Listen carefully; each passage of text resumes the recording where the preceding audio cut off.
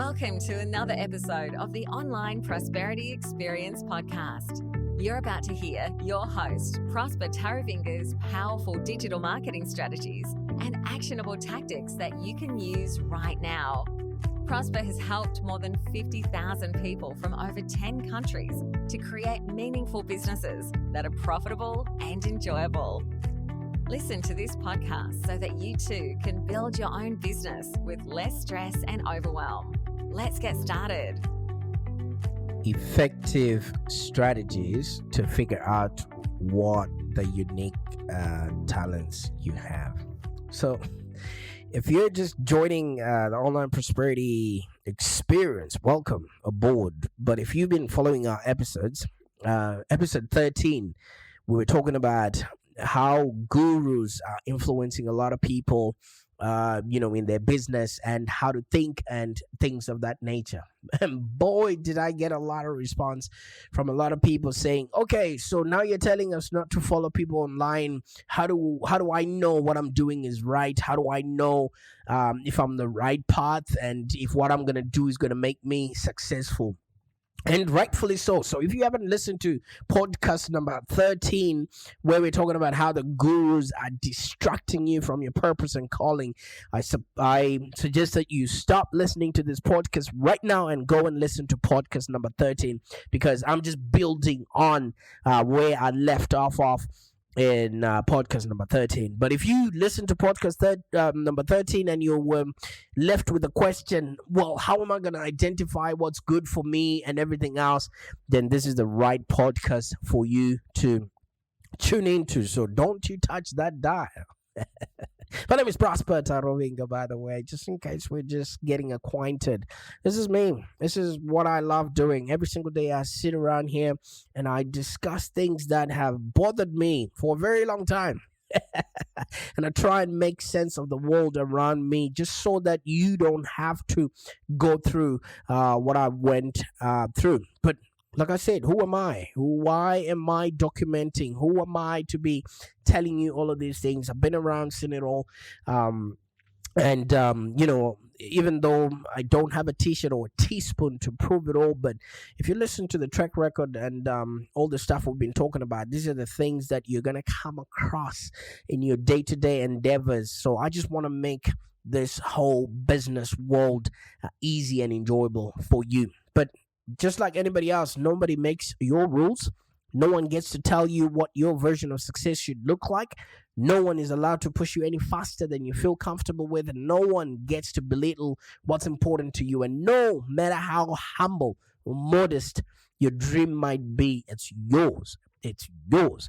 So sure, you might listen to what the gurus are saying out there. You might engage with their guru tactics and be taken on the guru roller coaster, or subscribe to their guru emails. But I know there's some great advice out there, but take it with a grain of salt. Think about what people are saying rather than just going along with them because of who they are or who you want to become, predicated on what you see on the surface. At the end of the day, your success is your success, all right? You get the power to define it, you shape it, and you work towards in the best way that feels right for you, all right? And then you get to decide what you're going to be doing about it and how you're going to do it and what you're going to do and what not you're going to do. But in and amongst all of this, you're going to need to prove and to show your own unique valuable skills that will make it easy for your potential clients to identify you and single you out so that they can want to work with you. I'll tell you something, in my opinion, and it's mine, okay, Prosper's opinion. It's my opinion that everyone comes into this world with a unique and valuable skill that actually allows them to do something incredible that no one else can do in such a way. We all have our hidden talents and skills that we can bring value to the world. So if you imitate somebody else, now we've got more of that value or that situation. And guess what people will always do? They'll always seek the authentic one. Just think about this. When I was a kid, I always dreamt to be an actor. I always admired Will Smith, and all the other people that we watched TV on. I always admired, 50 Cent, Eminem, even though they're not actors, but they were acting within their own realm. And sure, I loved to, do drama and speak in their voices and, act out my favorite cartoons. But what was it that actually made me want to become an actor? Then I moved on to maybe other career choices. First of all, my dad was a cop, and I actually envisioned being a policeman at some point, and I really wanted to be a pilot soon after that. When I started learning about aircraft technology and things like that, it was a dream that most young boys want to be a hero and to save somebody in distress. It's the stuff that you're born to innately, with that desire to want to be of value to the marketplace. And now that I'm maybe a couple of months away from turning 39, wow, time sure flies. I've discovered that it really wasn't acting or being a pilot or even wearing that, those wings that a pilot wanted, or to save someone. It was my childhood desire was more about making a difference in people's lives than studying scripts for movies or being nowhere to land a plane. Okay, right now, yes, I still am a pilot. I'm helping entrepreneurs and coaches get home, find direction in their business. So you see, over the years, I've really come to realize that my personal, unique, valuable skill is simplifying difficult things and making them clear to others. And I seem to be doing that with a lot of stuff, and that's why my podcast is a home run, is a success. You know why? Because I make simple things applicable to a lot of people, where other gurus or other digital marketers out there just speaking jargon and make it so difficult for their clients to make sense of the world around them. Yeah. So I've discovered that just really simplifying difficult things and making it clear to others. And that's the reason why, if you watch any of my content or if you watch any of my TV appearances, I've always pledged to be a role model to other people that can't have anyone to show them and light the pathway for them. I'm even writing a book that's called The Lighthouse, which is basically, that structure that ships that are out at sea follow, in order to know where land is. So figure out what your unique thing is and just keep working at it. And find a media that you can literally distribute that message over and over and over again. As you know, kids or any training that needs to happen, or if you're training a dog or a puppy to learn certain things, repetition is important. So find an avenue or a media that you're comfortable in showing up every single day to do, and then that will be how you pass on your message and get people to actually understand your unique and valuable skill. So mine is just simply simplifying difficult things and making them clear to others. And in the case of advice to friends, relatives, or people that I work with, I have a gift of asking really powerful questions that simplify their situations and help them come up with a solution much faster. Because if you can help other people be, do, and have a happier existence and have solutions to whatever problems that they have, guess what? The only way they can, reciprocate that is obviously by, paying you in some shape or form. So if you look at it in business, I'm able to teach my clients more about themselves and their needs, and to show them how to bring more value into the marketplace with what they offer. A lot of the people that come to me, they just think all they need to do is create some sort of consulting, training, an information pack, or expertise and paid speaking, and then they're good to go. Let me tell you something. You need to constantly be creating for and relating to your audience. And that's what I'm able to teach my clients, so that they can become more of themselves and then create more and relate more to the audience that they're going to be demanding money from. So for my daughters, I got two girls, one is 7, one is 3 years old right now. It's also taking the moments to listen to what they're really saying and teaching them to find solutions on their own. I'm not literally going in tying their shoelaces. No, we sit down together and we try and create and replicate moments where they teach themselves and find a rhythm within their own fingers, or create a song around tying those shoelaces in order for them to be able to do it for themselves when I'm not there at school. So my own unique valuable skill is to make things simple for everyone. Yes, when my little girl is sitting down and she's crying and she's got her shoelaces in her hands, all that I need to do is to tell her and give her enough information for her to be able to then conduct it by herself. To me, that's a 2-second transference of value to her. That's a lifetime lesson. Now, can you imagine what it is that you have, that you innately know with your heart of hearts? Even if somebody wakes you up in the middle of the night, you know exactly how to do that. You can impart to somebody, and then that makes a difference to them for the rest of their life.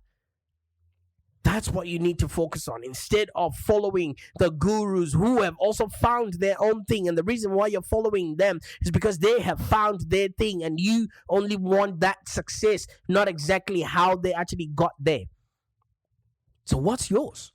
What's your unique and valuable skill?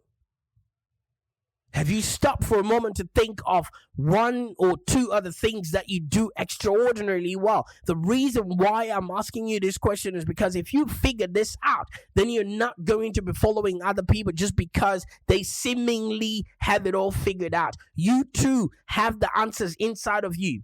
Have you ever planted a seed? When you plant an apple seed, I don't know how they plant apples, but let's just say I've seen an apple seed, so I can speak to that aspect, that maybe they use those seeds to plant apples. But whatever, however they do it, let's say you plant an apple seed. Would you come back after 3 months and expect to harvest lemons? No, whatever is inside of you is what will germinate. Okay, so whatever you inherently love doing and doing for other people, that's who you're supposed to show up as in the world, because we're here to live, to learn, and to contribute. We need to in order for us to live our best lives, we need to learn everything that we need to learn. And once we've done that, we send the elevator down so that those that are beneath us can also be escalated. All right? So what's your valuable skill? Mine is to make things simple. Mine is to make you show up, in your best form in order for you to create for and relate to your audience with clarity. What's yours? Have you stopped for a moment to think about 1 or 2 things that you do extraordinarily well? Nothing to do with your current career, but what is it that other people really, really are grateful for you having stopped in their life or in their journey or crossed paths with them? What's yours? Take a moment to think of 1 or 2 things that you do extraordinarily well. And those things are usually things that you don't even need to be paid for. Because my goal for you is to search for it. Analyze your life until you find that common denominator. What is it that constantly shows up and people are always in gratitude for you having showed up in their life because of that thing? Because once you find your unique and valuable skill, your passion will follow, and you'll be able to achieve much more than when you were trying to fill into somebody else's shoes. And you also realize that people will completely value you when you focus on it, instead of you just being a one-click wonder. Because each and every one of the people that are out there is looking for somebody to help them solve their problems. I mean, I can understand as an entrepreneur, marketing might just be one aspect of running a very successful business. You go from hiring new staff, balancing books, growing or driving growth, and a lot more other things that you need to do. And it feels like a constant balancing act where you're pulled in multiple different directions all at once. And you feel like you need to be knowing all of those things. But if you figure out in all those aspects and hats that you have to wear, what is the one thing or 2 things that you absolutely love doing and you do absolutely well? And then just focus on that within your business. And then the rest, you can outsource that or you can hire for it. Because if you show up in a mediocre way, then obviously nobody's going to take you seriously. All right? And like I said, the reason why I came on this podcast today is because people ask me, based on the podcast that I did, episode number 13, where I was talking about the gurus that are distracting us from our purpose and calling because we haven't figured out what our unique contribution is. And maybe you're asking yourself, how do I find the work that I can do? The work that I'm uniquely talented at and enjoy it and be rewarded for it in this marketplace. Let me tell you something. I've spent a few hundreds of dollars on tests, on quizzes, and while away from, done a few hundred hours working out what the best answer to that question can be. To the extent that I've actually become successful and I've found a few strategies that are more effective than the rest. And one thing is fear. Fear. All right? Find out what you're scared of and run towards it. A lot of us run away from what we're afraid of. But if there's something that you're scared of, run towards it. And then maybe you'll find that the reason why you're actually afraid of that thing is because you're really good at what you're doing. Because most of us live two lives. The life we live and the unlived life within us. Between us, there's two stands of resistance. And I think that was Pressfield in The War of Art. Nothing in my life has been a better indicator of what I should do than finding where, I had inner resistance. And if it was blocking my path, I ran towards it. I've learned that any act which forgoes maybe your short-term pleasures in favor of something that is long-term will actually create that feeling of inner resistance. Because we always want instant gratification. Sometimes when you feel, I don't want to make this cold call, or sometimes when you feel, I shouldn't send this email, that's the resistance. The person that tells you can't launch your new business or your website, or maybe, the person that tells you can't run that marathon, that's the resistance. That may be expensive qualification you think you need before you can do the work that you're doing. Hello? That's resistance. The only way to overcome it is to run towards it. And what I now do for myself is every time at the end of the week, the first question I ask myself is, did I move toward my resistance? Did I lean into what I was afraid of? Most of the things that we're afraid of are not. It's only because we don't have enough information to go by. And how do you tackle that part? You read. You listen to podcasts like this. And once you get past it, it becomes something that you no longer are afraid of doing. It could be public speaking. It could be writing. It could be, doing a podcast like this. Once you clarify your message, voila, it's easy. And the more information that you put in your head, the more confidence that you have. I just show up on this podcast, and if something has bothered me throughout the week, I just keep talking and talking and talking. And before you know it, I've got 30 minutes worth of an episode, and here you are. So every week, ask yourself, did I lean into the fear? Feel the fear and do it anyway. Because asking yourself this week, or each week is going to help you find out what it is that you're trying and maybe subconsciously avoid, and where the biggest potential for growth actually lies. A lot of people don't quite know the difference between the little message in their head and the actual reality, and your brain also doesn't. So if you feed yourself with all that information, you've given yourself yet another fighting chance in order for you to make decisions based on not only what you know, but newly acquired information. Feel the fear and do it anyway. And one of the things that I normally do is, what they call an anti-productivity productivity day. You know what I used to do? I used to make sure that each and every hour of my day is filled with stuff to do. Let me tell you something. That's just a lot of wasted time, because you can never concentrate so much at anything for longer periods of time. And I think it was Mark Anderson, the guy who founded Netscape. He's now maybe a venture capitalist out there. He actually recommends not sticking to a schedule for a whole year. You know what he says? Every single day, pick whatever you feel, like working on, and then wake up and just go out there and work on it. No schedule, no commitments. And while that's difficult to do for a whole year, it's quite easy for you to do maybe in one day. Because obviously, a lot of people like scheduling their day so that they feel like they're in control. And I like to schedule at least one Saturday a month to do my anti-productivity productive day, And I also have a friend that runs a high-end web design agency. They've done this experiment a few times, and he always ends up setting up and attending meetings, for an entire day with clients and potential clients, because they are just not bogged down with the humdrum of just having to do something. And he's actually found out that he has an incredible salesman, and he's actually an incredible salesman and speaker if he doesn't have scheduled or planned events. So this is what I do. I sit here and I just do my podcast.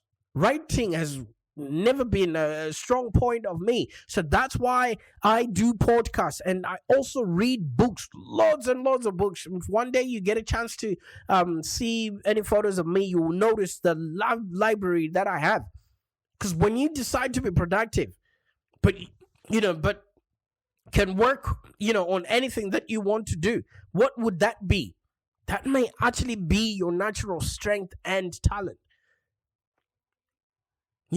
So try not to just be anything to everyone and get rid of your least productive activities, because we try to just do just about everything in order for us to have a business that's profitable and enjoyable. As any truly prolific individual will tell you, productivity is an act of subtraction, not addition.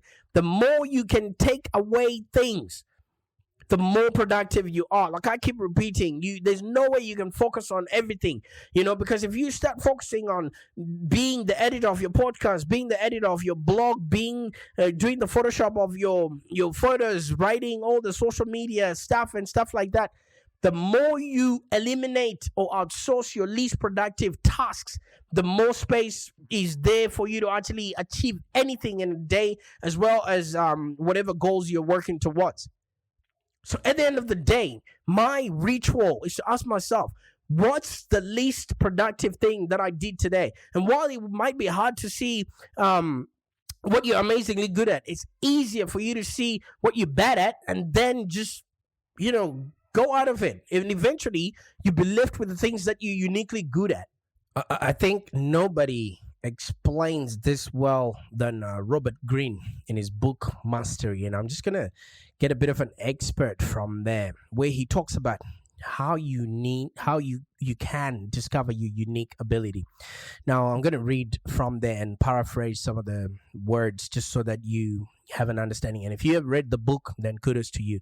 But if you haven't, grab yourself a copy. So it says, you possess a kind of inner force that seeks to guide you towards your life's task. What you're meant to accomplish in time that you have to live. In childhood, this force was clear to you. It directed you towards activities and subjects that fit your natural inclinations, that sparked a curiosity that was deep and primal. In the intervening years, the force tends to fade out as you listen more to your parents and your peers, to daily anxieties that wear away at you. Now, this can be a source of your unhappiness, your lack of connection to who you are and what makes you unique. The first move towards mastery is move inward, learning who you really are and connecting with that innate force. Knowing it with clarity, you find your way with the proper career path, and everything else will fall into place. It's never too late to start this process. And this is from Robert Greene himself in the book Mastery. Let me tell you something. I've spent a lot of time trying to get back to the truth of what I'm actually naturally inclined to do. And also, you can imagine, I was brought up thinking I'd never amount to anything. And now I've got this opportunity to show up in a world that nobody knows who I am. And I've got every opportunity to redefine and re clarify their perception of maybe my race, my name, and wherever, my country, anything. I've got the opportunity to do that. And it has eventually led me to one of the best things I've tried yet to discover, which is what my unique abilities are. I've picked up from people in all different areas of my life, from this teacher that gave me the idea that I can travel the world and be, do, and have whoever I can be. The first jobs, second jobs, different cities. And let me tell you something, it's all about how I've shown up in the world, and the things that a lot of people see in me is how I can actually help them and help them simplify a lot of things. Okay. You see, the reason why that is possible for me is because I speak maybe 5 different languages. And in order for me to understand any concept, I have to say it in my mother tongue. And if I have to translate it into my mother tongue, that means I have to actually simplify it in as much as I'm speaking to a younger version of me, because that was maybe the last time I was speaking to those words. And eventually, that makes me have so many insights and an understanding that a lot of people can't have of a lot of things. All right. So at the end of the day, it makes it really, really easy for me to understand these concepts and then pass them on to people. And that's the reason why every single day I'm showing up on this podcast and getting you to understand, the way I understand this whole internet thing, for you to be able to make sense of the world around you. Now, there's one thing and one concept that I want to leave with you. I live in Melbourne, and by the time I came to Melbourne, it was one of the most livable cities in the world, all right? And there's a bus or a train that shows up at any station every 5 minutes, no matter where you are, no matter what part of the city you're on. There's always a bus that shows up at any station every 5 minutes. Okay, so there's always hundreds of buses that leave from maybe the station, and there's one main station here in Melbourne called Flinders Street Station, and they set off to the same route, maybe for the same mile, and then they're stopping maybe 2 to 3 times at exactly the same set of stops. And then, metaphorically, imagine each stop is maybe a period in your life. And despite being on a different bus or train from anybody else, you stop at all the same stops. And what most people do is they get onto 2 or 3 stops down the road and realize that they're on the same route as everybody else. And then they get off, and then they get a cab on the they get a cab or an Uber, and then they go back to the bus station. Let me tell you something. Life is short, and and they say they need to be unique and special right now. So they go on from working maybe in sales as a coach or consultant, or maybe they're doing the consulting, the training, passing on information, and they get onto another bus and ride it on for 2 to 3 stops down the road again, and then they look around and they see that they're on the same path and with their writing, and it's just like everybody else's writing, and it's not unique or special. So they get off, and then they hop on to another Uber back to the bus station again. And I want you to stop doing that, because that's when you start following all these gurus that just lead you nowhere. You keep going around in circles. I want you to stay on the bus. I want you to stay on the train. Okay, because what happens is, after a couple of kilometers or so, the route starts to diverge, and the routes form a fork in the road. Okay, and if you're on the bus that heads off to the north, it starts heading north. If you're on the 71 that heads south, you start heading south. Eventually, the routes stretch far away from each other, and Melbourne, each ending its own, to different parts of Melbourne, ending in its own unique destination. All right. Then 20 years on the bus yields a unique, one-of-a-kind work. And all the stations. You know how to trace your way back home, instead of those people that just went on 3 stations and then they jumped off the bus. So while the first 4 strategies or the first 4 books or the first 4 blog posts or the first 4 podcasts might not have looked like they're different from anybody else, if you stay the course, if you continuously keep putting out information that's bound to help other people, let me tell you something, there's no substitute for you staying on the bus, because now you've got a different story to tell. Now you've got a unique take on what you've been seeing along the way, and people will be waiting for you at the end of the destination so that they can hear what is the shortest route to get to where you are right now.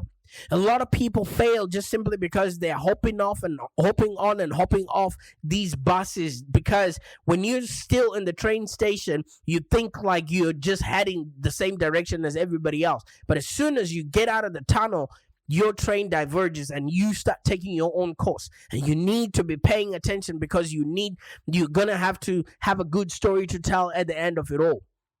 All right. So when I started, I asked you, what is your own unique and valuable skill? All right. And I told you my unique skill is to just make things simple. I've come in from a world where we didn't have any role models, and now I'm living in one of the most livable cities in the world, and I've made a name for myself simply because I've stripped everything to the bare bottom and I've focused on that which I love doing and ignored the rest. Even the acronym FOCUS, FOCUS, means follow one course until successful. Because if you hop on and hop off, you never arrive. So once you find your own unique and valuable skill, your passion will follow, and you'll be able to achieve much more than when you're trying to fit into somebody else's shoes. And you realize that the people will completely value the uniqueness that you bring to the marketplace. Now go after it. Bye for now. Thank you for joining us today. If you have any questions, let's continue the conversation in the Live Long Digital community. Become a Live Long Digital community member today. This community is for ambitious entrepreneurs and small business owners with the drive to take control of the future of their businesses and achieve huge success without stress and overwhelm. As you heard, Prosper can help you by teaching you marketing strategies that work. So look no further than the Live Long Digital community of entrepreneurs and highly successful business owners. Join our community today.